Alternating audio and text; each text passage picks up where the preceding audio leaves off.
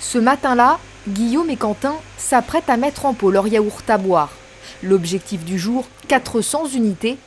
Le lait a d'abord été pasteurisé, c'est-à-dire chauffé pour éliminer les bactéries avant d'être refroidi. Puis, il a été fermenté pour être transformé en yaourt. La fermentation s'est passée toute la nuit, donc pendant une durée secrète. Et donc j'ai aromatisé ce matin et sucré donc dans le pasteurisateur à l'aide d'un agitateur. À l'intérieur, du yaourt à boire aromatisé à la vanille. La préparation est ensuite envoyée vers ce grand seau pour être conditionnée dans ces petites canettes en plastique.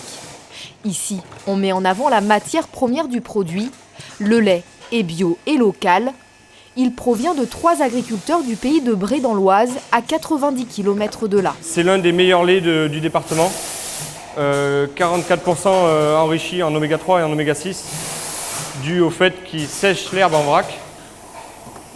Et donc la base, c'est l'herbe. Les vaches consomment de l'herbe pour ensuite donner du bon lait.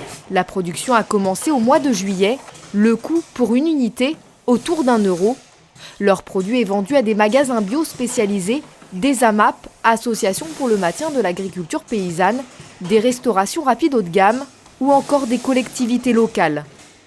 Le prix de vente n'est en revanche pas donné, entre 1,20 € et 2,50 € l'unité. L'idée de départ est venue de l'associé de Quentin.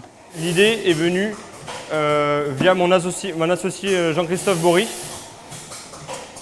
qui a bu un verre de vin dans le TGV. Un verre de vin de cette contenance, 185 ml. Et il s'est dit pourquoi pas mettre du lait dedans. L'objectif, trouver d'autres partenaires pour parvenir à produire au minimum 1500 unités par jour. Pour l'instant, le yaourt à boire est décliné en 3 saveurs, nature, vanille et fraise. 2 nouvelles devraient prochainement faire leur rentrée, abricots et fruits rouges. Un projet d'un autre atelier dans le sud de Paris est aussi en réflexion.